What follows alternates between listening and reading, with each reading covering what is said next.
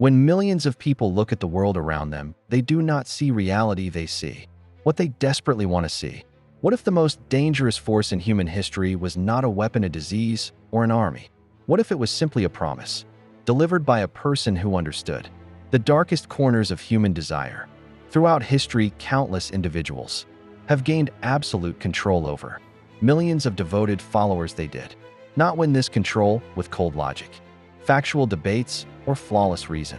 In fact, they discarded reason entirely. They tapped into a fundamental, almost magnetic human drive, the overwhelming need to believe in something greater than oneself. This dynamic lies at the very center of Law 27 play on people's need to believe to create a cult-like following.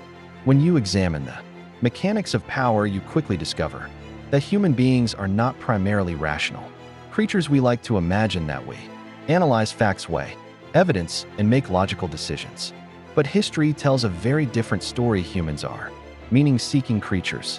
When life feels chaotic, painful, or meaningless, a deep psychological void opens inside us. Whoever steps into that void and offers certainty can command an army of believers. Law 27 is not just about starting a literal religious movement, it is a psychological blueprint used by politicians, corporate leaders, social media icons, and visionaries throughout time. It explains how ordinary people can be transformed into fanatic disciples who will ignore plain facts, defend their leader at any cost, and sacrifice their own well-being for a shared dream. To understand how this law works in the real world, we must step back in time to 18th century Europe, where one man built an empire of belief out of thin air. In the late 1700s, Europe was standing on the edge of the scientific enlightenment.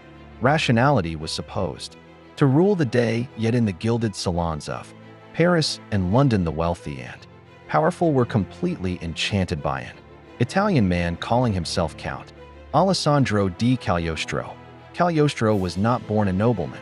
He was born Giuseppe Balsamo, a poor street hustler from Sicily with a talent for theatrical flair. He realized early on that if you try to sell people hard facts, they will negotiate, criticize, and doubt you. But if you sell them mystery, salvation, and secret knowledge, they will line up to give you their wealth. Cagliostro traveled across the continent, presenting himself as a grand master of alchemy, spiritual healing, and ancient Egyptian mysticism. He did not present long complicated scientific formulas. Instead, he spoke in vague, grand statements full of passion and promise. He claimed to possess the elixir of life, a magical liquid that could cure any disease and make the old young again.